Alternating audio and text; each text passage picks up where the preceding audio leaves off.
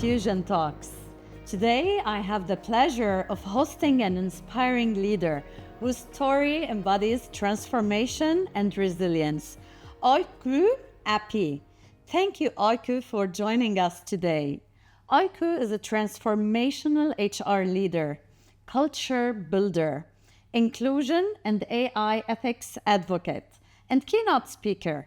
Her career spans over 20 years, from a background in law and financial industry to her passion for HR, diversity, equity, and inclusion. Her motto is change the narrative, and she has dedicated her life for helping individuals, teams, and organizations unlock their strength and build inclusive cultures where belonging is foundational. Beyond her professional journey, she is an author of 2 books, and thanks, you gave me one, a weekend tennis player, and a proud single mother. Welcome to Fusion Talks, Öykü. We're thrilled to explore your journey of change, resilience, and the future of leadership together. Thanks for having me, Yasmine. And people who will be watching in different time zones, there's an incredible energy in the room, I should say. Right now, I'm looking forward to an engaging conversation with you. Yeah, looking forward. Can't wait to dive in your journey and experience. Öykü, you made a significant career transition from law to finance to HR, and then, tapped further in DEI. What inspired this shift? Well, I chose to study law because, to be fair, is one of my core values in life. So whatever I do, I need to make sure that it's fair for everyone else. So this is why I originally studied law. And I know that you will resonate with that. I had an amazing career of law for more than a decade. I was very successful, but I wasn't feeling fulfilled. I know this part will resonate with you more. So, yes. And then I started asking myself, okay, what else I'm passionate about, what I'm good at naturally, because I think we have a tendency not to see our strengths if we are just naturally doing it, So after asking all these realizations and questions, I discovered my passion about DEI, which is diversity, equity, and inclusion. And I started working very small base, basically. I started to work together with women to support their careers and life journeys. I usually don't like to use word of empowerment, but this is usually what I was doing for them. I was trying to unlock their potential that we all have. So this small side hustle in a way, or passion project, slowly but steadily run into a career where I pour all my energy, creativity, and passion. I end up receiving a global award in DEI, which was super unexpected, This is why I Congrats. think... Thank you very much. I think it's very important to start small, wherever you are, whatever you have in your pocket, but just continue doing Persevere. Fires your soul, basically. This is what I believe in. This is where I am today, and this shaped my career, my life, who I am. So I'm very grateful about this transformation. Let's see more of this fire in action. How did your personal and professional journey shape your motto, change the narrative? I just love it. I loved it as well. And it's very funny because I heard the Serenity Prayer when I was so young. Have you ever heard about it? Serenity Prayer? No. So it goes like that. Dear God, grant me the serenity to accept the things that I cannot change. Yeah. I know Courage it. for the things that I can change, and the wisdom of the difference. Yes. So accepting things that I cannot change and control, I'm still working on it, and I'm learning each and every day. So I cannot say I excel in it. However, what stays with me is I can change the things that I can change. It really stays with me. And I'm someone that always believes if something is no longer serving to you, I think we all have the power to change our narratives, change the old patterns that no longer belong to you. Because life is very short. Why not settling in something that doesn't make us And that fully evolves. Happy? Exactly. So I think it's a journey it's an ongoing journey. It never stops. That's why I have an Enzo circle here tattooed. It's a reminder of changing the narrative is possible. But this is something that I truly believe in, not only professionally, but also personally. Yeah, I second you, absolutely. Sometimes we're obsessed and we feel stuck because of things that are beyond our control. Yeah. However, as well, we have the power to pivot to directions where we can thrive. Exactly. And changing the narrative, yes, we can code and decode. What lessons about courage and resilience can others take from your story of change? Oh, well, I think we are living in a very, distracted era. Because there is like constant messages, like it needs to be quick, fast, And like, disruptions. I think one thing, and it's me saying this surprising because I'm a very fast-paced person, as you know. But I think one thing is like they really need to be focused and they really need to be anchored, whatever their true North Star is. They need to know because you need this anchoring and rooting whenever you are too fast. The routing and the direction. Exactly, the routing and the direction. The other important elements, because we have limited energy. We need to manage our energy pretty well. It's not time management anymore. It's the energy management, what you want to pour your energy, okay? And the other thing is, because of the everything changed around us right now, I think we should be ready to unlearn what we learn. Exactly. I think this is the curiosity that will help us going forward. Yes, I was just on a panel a few days back, and this is one of the things where I reinforced it is a leadership trait to unlearn, relearn, and rewire. Yeah, especially right now nowadays, I think it becomes more and more important because we are not designed for this era to learn that much, we are not designed for that. And we cannot stay static. Exactly. So we need to, this is very important to be ready. Yes. To unlearn what we learn. Exactly. And agile to adapt. Definitely. And unlock new opportunities. Absolutely wonderful. In a world where change is constant. Yes. What strategies help leaders and teams stay resilient? Look, I think it's very important. We were just touching it. Exactly. I think they need to be very adaptable. I think adaptability is number one nowadays because we don't know, what's happening every day. There's something else. So I think adaptability is the number one strength. And the other thing is, I think they need to be very human. Yes. I think that we need to sharpen our human skills because empathy, ethical judgments, listening deeply, reading the room, those are skills that we are needing more and more every day with this constant change. I think those are the two important things that we need to excel on. Adaptability and human skills. Yes, human skills. Yeah, if we don't adapt, we become obsolete, I think. Exactly, or robotic. Yeah, no way. Can you share a moment when change felt heavy, but you turned it into an opportunity? Well, imagine this. So I stepped into HR after my legal career, and 18 months after that, boom, COVID hit. Oh.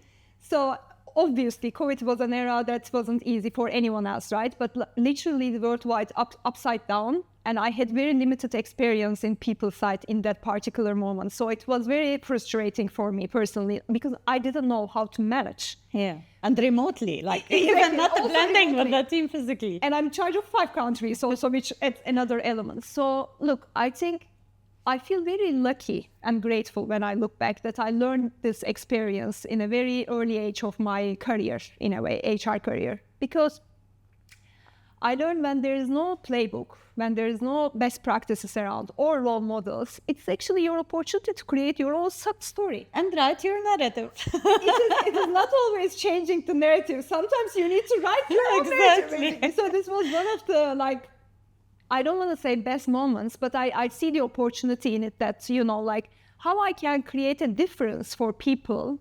So instead of being frustrated, being stuck, so how I can make it more in brackets, enjoyable or more easier for people. So what I believe in leadership, I don't think that you can panic as a leader. You can panic in the bathroom, but not in front of your people because you are in charge of people. When anybody asks me, I never say I'm in charge of 500 plus people. I'm responsible of 500 plus people, but also their families. Lives. Exactly. So you are carrying a responsibility of them. So you don't have the luxury to panic. You need to lead, basically. So this is what I believe in, and it always helps me somewhere in my mind, okay, no panic, just lead. Whatever you can do, whatever best you can do, you just need to move forward. You lead, and I believe this beautiful responsibility energizes you. And it is symbiosis with people. They feed into you, and this charge helps you as well refocus to steer this wave, of change, to leading through disruption. And it's a golden opportunity to show as well your core courage in such times. I completely agree to that. I think it's very important to create human connections. Not like, manager, employees, etc. No, like human connections. Öykü to Yasmine. That's what I care. And this is so precious. And unfortunately, many leaders with the title of leaders, or leadership, they are so alienated from the bare minimum of sparking such a genuine connection. So, how can organizations nurture cultures that thrive during uncertainty rather than fear it? I will give an unorthodox answer to this question if you allow me. Of course. I'm a mid-traveler, as you know, and one of my favorite countries is Greece. And in Greece, there is a quote that belongs to the sailors, which goes, "Pados keru." I hope I pronounce it correctly. And it means all weather. And I think all weather resonates beautifully with the organizations because in that era especially, whether it's stormy or a cold water, you need to be ready. You cannot be really ready for everything that will be potentially happening, right? But I think the quote itself is more about like being ready to be comfortable with the ambiguity, being ready to be comfortable with unexpected. I think it's very important for organizations to have a culture where people are okay to fail. When there's a mistake, they're okay and psychologically safe enough to come to you as a leader to say, like, there's a mistake here or there's a problem and here. to learn from such experiences. And for that, obviously, it's like a two-way dialogue, right? So you need to be, as a leader, to open for the feedback, to open sometimes saying, I don't know the answer either, or being vulnerable with them. So I think this is an ecosystem, but I think all weather, Pados keru, beautifully explains this for the organization. I think it's light for them. Yeah, when the culture is founded on this, I believe you can always cruise through any type of storm. Yeah. And it is a shared responsibility. I believe we are in it together. Yeah. So let's move to the future of work and leadership. And I believe as well, our audience is really keen to learn from, how to be prepared or to future-proof their styles. From your global experience, what leadership qualities are most critical for the 21st century? Look, I think we touched some of them, like adaptability, resilience, sharpening human skills, etc. But there is a recent motto that I love using with my own teams, basically. I think in every interaction for any leader, there's a key question that they need to remind themselves. Am I human enough? Am I vulnerable if it's required? Yeah. Am I okay to share my weaknesses if it's required? Because what we grow up with is like, okay, you're a leader, like, you need to know everything, etc. But now things shift because we are living in an era that nobody has all the answers, right? So I think we need to be comfortable with that. And in every interaction, we need to bring our human sides into the discussion. Because this is what make us different from the robots and from the AI and everything else, right? This is our human skills that's coming to the picture. How we are approaching people. Are we showing enough vulnerability? Are we showing enough fairness when we are discussing? I think those are the skills going forward which will help leaders to grow. Yeah, absolutely. And this requires as well a lot of security. Yeah, internal security. Self-awareness. Confidence and the humility. How do you see workplaces evolving in terms of culture, inclusion, and ethics in the next decade? Look, I think especially post-COVID, what I'm saying is flexibility is becoming more and more important. It's the hygiene factor. It's not optional anymore. I think that's number one.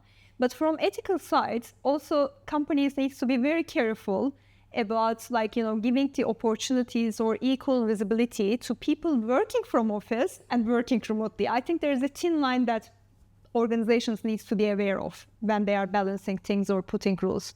The other important concept that I'm seeing at Rise is the entrepreneurship. I think companies are more encouraging people who want to act like entrepreneurs in a corporate life so they can bring fresh ideas, they can be more creative. Experiment. Exactly. Experiment, fail, try again and again. So I think this is going forward, like the shape of workplaces keep changing. I think it's no longer like, work-life balance, but it's more like work-life integration, because Yes. it's a non-stop journey. You know, we are working constantly, but it's part of 100%. it's part of our daily routine in a way. And especially with the new generation as well. It's a lot of change in terms of expectations, demands, so that they are at ease to be super creative and productive. Definitely. Yep. We'll shift to AI as well, because you're passionate about it. And in the end, here we're in a tech and AI company.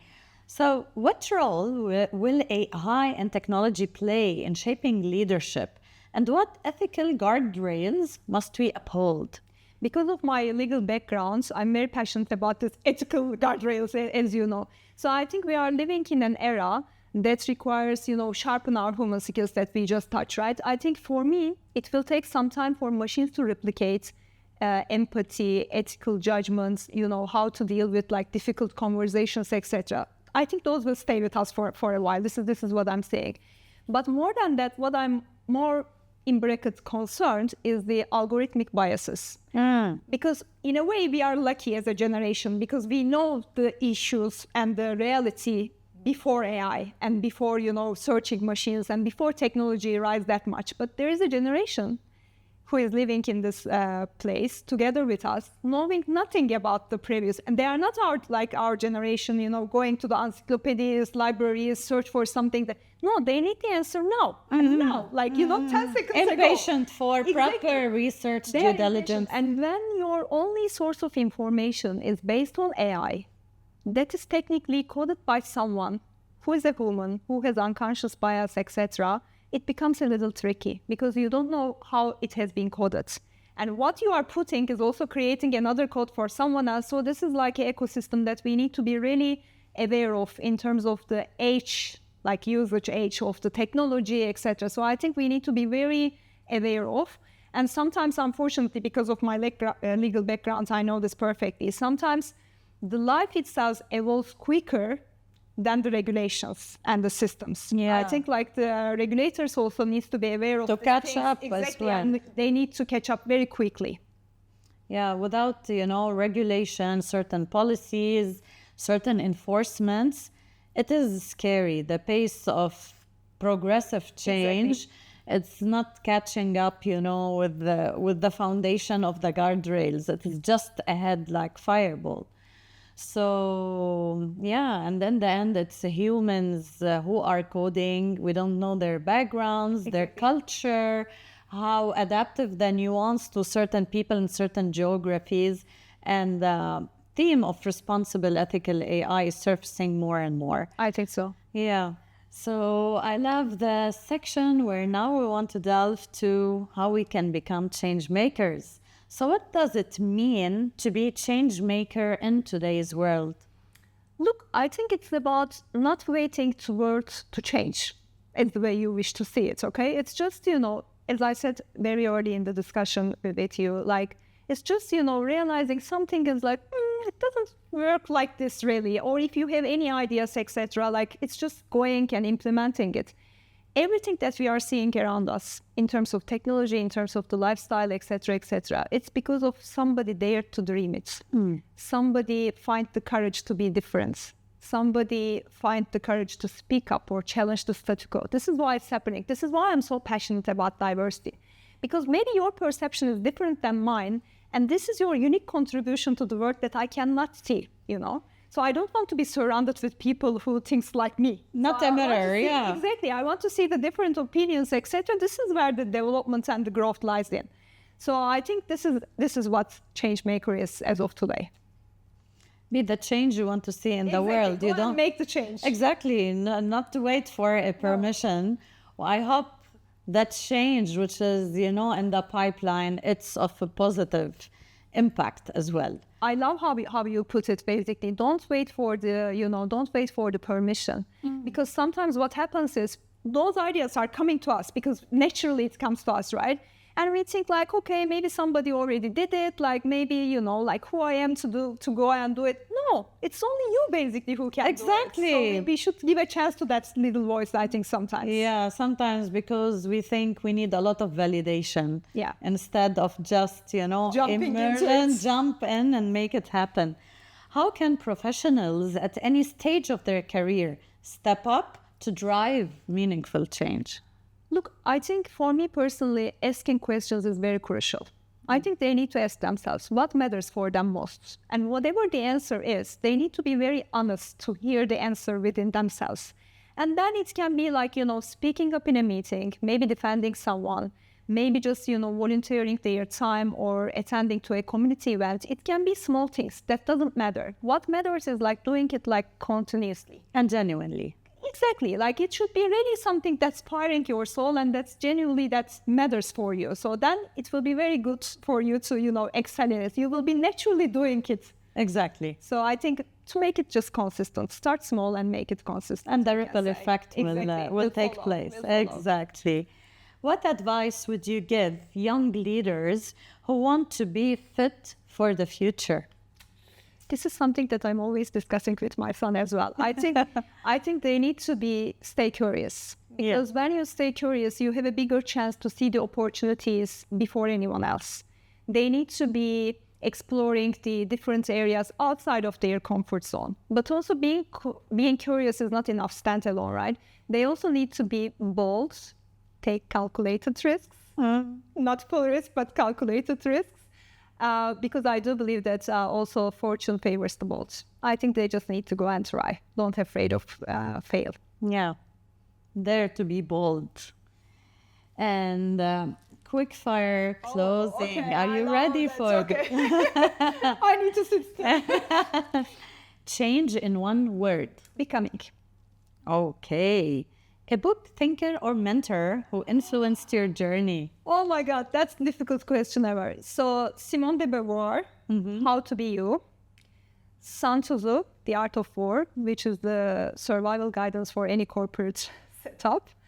And for mentor, I think I had many mentors in my life, but my son is my biggest mentor. He's a Gen Z, and I learned a lot from him. Reverse mentoring. Exactly, reverse mentoring, new slangs, new technologies, everything that I need to learn. He's my Google, basically. So he's my mentor. Love it. One personal change you are most proud of? Yasmine, it's yet to come. And when it happens, I need to come back here. I need to come back here. But I think there is one thing that I can share. I'm not ready to share the full story publicly, but what I can share is I'm so proud of my willingness to try again and again. If something is in my mind, I don't just, afraid to learn a new language or, set up a life in a completely different place. So if it's in my mind, I will find a way to do it. Basically. You'll make it happen, and you don't surrender easily. No, this is what I'm very Keep proud going. of myself. Tennis or writing? Hey, which best reflects resilience for you? I think neither of them. It is traveling. Oh, That was my best teacher in terms of how to stay resilient. And open-minded. Exactly. I think it's traveling. Great. It's the best investment you can do to explore the world. Okay. Thank you for this inspiring and deeply human conversation. You've reminded us that change isn't something to resist, but something to embrace with courage, curiosity, and compassion. Your insights on resilience, inclusion, and the future of leadership are valuable not only for organizations, but for each of us navigating our own journeys. To our audience, thank you for tuning in, and until next time on Fusion Talks. Thanks for having me. Thank you. Lovely, lovely Fusion Talk with you.